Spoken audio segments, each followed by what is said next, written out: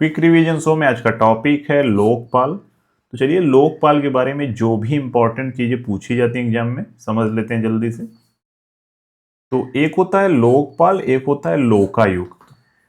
अब क्या लोकपाल और लोकायुक्त एक ही है? तो बिल्कुल नहीं, एक ही नहीं है। लोकपाल जो एक संस्था है वो सेंट्रल लेवल पे काम करती है और लोकायुक्त जो है वो स्टेट लेवल पे काम करती है।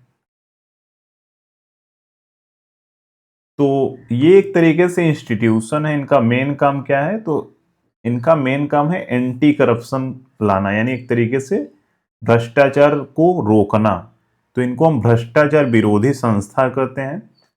अच्छा, जो लोकपाल होता है वो सेंट्रल लेवल पे होता है, यानी केंद्र स्तर की संस्थाएं हैं। भ्रष्टाचार की जांच करना इनका काम है। स्वतंत्र एवं निष्पक्ष निकाय के रूप में काम करता है। मंत्रियों और अधिकारियों पर कार्रवाई कर सकता है। तो देखिए, हम मंत्री पर भी कार्रवाई कर सकते हैं, यानी इसका पावर आप समझ रहे हैं। लोकायुक्त क्या है? वो स्टेट लेवल पे होता है, यानी राज्य स्तर की संस्था है। अच्छा, भ्रष्टाचार शिकायत की जांच करना सेम ही चीज, सरकारी अधिकारियों पर निशाना। यहाँ पर स्टेट के जो अधिकारी होंगे उन पर निशाना दागेगा, उनको भ्रष्टाचार से मुक्त करेगा। और राज्य स्तर के अधीन जो भी सेवाएं हैं उन्हीं की जांच करना। तो एक लाइन में आपको क्या रखना है कि लोकपाल केंद्र लेवल की संस्था है और लोकायुक्त क्या है? वो राज्य लेवल की संस्था है। अब ऐतिहासिक कुछ पृष्ठभूमि, जैसे ये कहाँ से शुरू होता है सबसे पहली बार? तो विश्व में सबसे पहली बार जो लोकपाल संस्था बनी वो बनी स्वीडन में। कहाँ पर बनी? स्वीडन में 1809 में।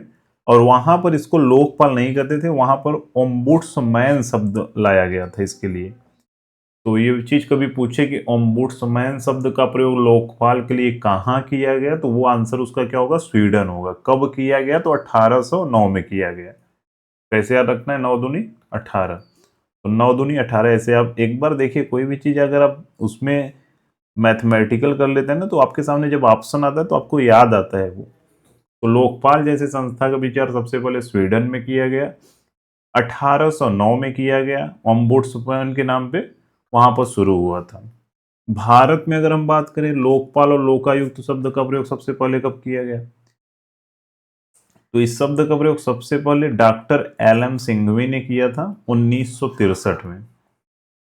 कब किया था? 1963 में लोकपाल और लोकायुक्त शब्द का प्रयोग डॉक्टर एल एम सिंघवी ने किया था। अच्छा, प्रथम प्रशासनिक सुधार आयोग क्यों इसमें याद रखना जरूरी है? 1966। तो जो प्रथम प्रशासनिक सुधार हुआ था, प्रथम प्रशासनिक सुधार आयोग बना था, यानी प्रशासन में सुधार लाने के लिए बना था।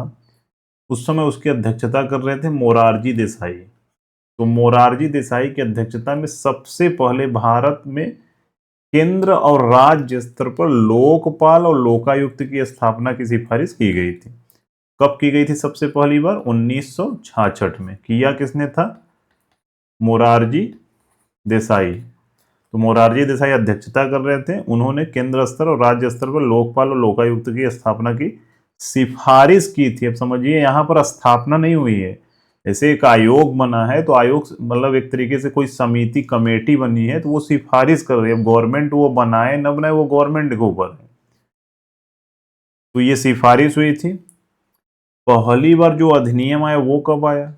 केंद्र लेवल पे। तो अन्ना हजारे के भ्रष्टाचार विरोधी जो आंदोलन के बाद, यानी लोकपाल और लोकायुक्त अधिनियम 2013 में आया था। तो 2013 में ये संसद में पारित हुआ, लेकिन अगर कभी पूछे लागू कब किया गया तो 2014 जनवरी में लागू किया गया था। तो लोकपाल लोकायुक्त अधिनियम आया कब? 2013 में। कहां पर? संसद में। और लागू कब हुआ? 2014 में। तो समझिए, यहां पर जब सिफारिश हो रही है तो कोई स्टेट गवर्नमेंट माने या न माने, सेंट्रल गवर्नमेंट माने या न माने, लेकिन जब वो संसद में पारित हो गया, वो एक्ट बन गया, तो अब सबको वो चीज फॉलो करना होगा। तो इसमें अब दोनों में कंफ्यूज मत होइएगा, यहाँ पर सिफारिश हुई है, यहाँ पर एक्ट आ गया, तो वो सबका अब पालन करना होगा। अच्छा, लोकपाल की अगर हम संरचना की बात करें तो इसमें एक अध्यक्ष होते हैं और उसके साथ साथ 8 सदस्य होंगे। एक अध्यक्ष होंगे और 8 सदस्य होंगे। ये बहुसदस्यीय निकाय है, यानी इसमें अधिकतम 8 सदस्य हो सकते हैं। अब 8 सदस्य में क्या अध्यक्ष शामिल है? तो अध्यक्ष नहीं शामिल है। अध्यक्ष खोलेंगे तो टोटल 9 लोग हो जाएंगे। तो ये चीज इसमें कंफ्यूज मत होइएगा कि अध्यक्ष भी उसमें है। अध्यक्ष के अलावा 8 सदस्य इसमें चाहिए। अच्छा, वो सदस्य कहाँ से होने चाहिए? तो जो लोकपाल में जो सदस्य है वो कहाँ से होने चाहिए? जो 9 सदस्य हैं, तो 50% सदस्य न्यायिक पृष्ठभूमि से होंगे और 50% अदर से होंगे। अब न्यायिक पृष्ठभूमि का मतलब क्या है? सुप्रीम कोर्ट के पूर्व जज हो सकते हैं, हाई कोर्ट के पूर्व मुख्य न्यायाधीश हो सकते हैं। तो यहाँ पर हाई कोर्ट के पूर्व मुख्य न्यायाधीश और सुप्रीम कोर्ट के पूर्व जज हो सकते हैं।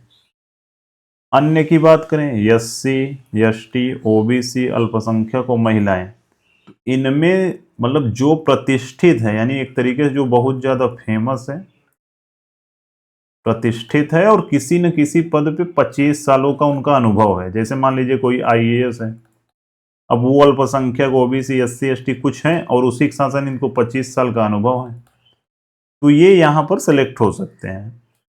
वो सिलेक्शन बॉडी डिसाइड करेगी कौन आएगा, लेकिन ये इसमें क्राइटेरिया है कि 25 साल का उनका अनुभव होना चाहिए, प्रतिष्ठित व्यक्ति होने चाहिए और कुछ न कुछ मतलब एक तरीके से एंटी करप्शन में उनका काम होना चाहिए, आईएएस ही हो। तो यहाँ याद रखना है 50% न्यायिक, 50% अदर श्रेणीज होंगे। टोटल कितने सदस्य होंगे? 9। एक अध्यक्ष होंगे, 8 मैक्सिमम सदस्य हो सकते हैं। अच्छा, लोकपाल की नियुक्ति कौन करेगा? तो नियुक्ति करेंगे तो राष्ट्रपति, लेकिन एक चयन समिति की सिफारिश पर करेंगे। चयन समिति सिलेक्शन करेगी, उसके बाद शपथ कौन दिलाएंगे? वो राष्ट्रपति दिलाएंगे। तो यहाँ पर चयन समिति में कभी पूछा जाता है कौन कौन सदस्य होंगे, तो आपको कैसे याद रखना है? लोकसभा अध्यक्ष। अब अध्यक्ष ऊपर देखे होंगे आप, जब भी करे वो चलता है सेशन, तो लोकसभा अध्यक्ष होते हैं। फिर इधर कौन होते हैं? जो पार्टी इस समय सरकार बनाई है, तो पीएम यहाँ के लीडर होंगे, इधर के, उधर अपोजिशन के लीडर होंगे। तो 3 तो ये हो गए, प्रधानमंत्री, लोकसभा अध्यक्ष और लोकसभा विपक्ष नेता, यानी राहुल गांधी कह सकते हैं आप इस समय। उसके बाद कौन होंगे? भारत के मुख्य न्यायाधीश या एक तरीके से दूसरे कोई नामित सुप्रीम कोर्ट के जज हैं, तो उनको भी रखा जा सकता है। और उसी के साथ साथ एक और कौन होंगे? प्रख्यात विधिवेत्ता, यानी जो एक तरीके से लॉ में काफी उनका अनुभव रहा है, तो वो हो सकते हैं। तो 5 लोग टोटल होंगे सिलेक्शन में, चयन समिति में। और ये जब 5 लोगों द्वारा सेलेक्ट किया जाएगा, तो वो राष्ट्रपति उनको शपथ दिलाएंगे, नियुक्ति देंगे। कार्यकाल की बात करें तो 5 वर्ष या 70 वर्ष, जो भी पहले हो। यहाँ पर 70 है, याद रखिएगा, 65 नहीं है। 5 वर्ष है और 70 वर्ष है, जो भी पहले हो। अब मान लीजिए कोई इंसान 66 में नियुक्त हुआ है, अब 66 में 5 साल बाद तो 71 हो जाएगा, तो उसे 70 में ही रिटायर होना पड़ेगा, भले वो 4 ही साल हो। तो जो भी पहले होगा उसी में रिटायरी उसकी होगी। तो अध्यक्ष और सदस्यों की नियुक्ति इन 5 मेंबर के द्वारा किया जाएगा, जो चयन समिति में होंगे। नियुक्ति राष्ट्रपति करेंगे। 5 साल या 70 साल कार्यकाल उनका होगा, जो भी उसमें पहले हो। अधिकार क्षेत्र की बात करें तो ये किसी को एक तरीके से नहीं छोड़ते। अब देखिए, प्रधानमंत्री की भी अगर कुछ भी ऐसा रिपोर्ट मिलता है तो जांच पड़ताल कर सकते हैं मंत्री, सांसद, हर एक व्यक्ति की। लेकिन प्रधानमंत्री में एक एक्सेप्शन है कि अंतर्राष्ट्रीय संबंध से संबंधित मान लीजिए कोई मुद्दा है, बाहरी और आंतरिक सुरक्षा से लेकर मुद्दा है, सार्वजनिक व्यवस्था यानी पब्लिक ऑर्डर से रिलेटेड कुछ मुद्दा है, तो उसमें ये जांच नहीं कर सकते। बाकी इनको लगता है कि कहीं भ्रष्टाचार हुआ है, तो वहां पर ये जांच कर सकती है संस्था। तो प्रधानमंत्री, मंत्री, सांसद, यानी कोई भी सरकारी जो व्यक्ति है वो इनके अंडर में आ रहा है, वो जांच पड़ताल कर सकते हैं।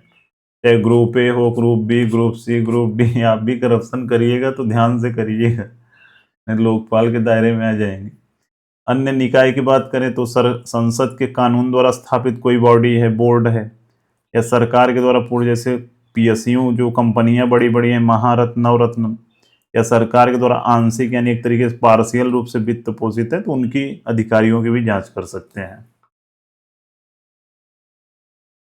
अब इनका एक महत्वपूर्ण तथ्य ये याद रखना है कि जैसे जब 1966 में मोरारजी देसाई ने जो सिफारिश की थी पहली बार, तो 1970 में स्टेट पहला बार जो एक्शन इस पर लिया वो उड़ीसा लिया। तो पहला राज्य जिसने कानून पारित किया इसके लिए, तो वो कौन है?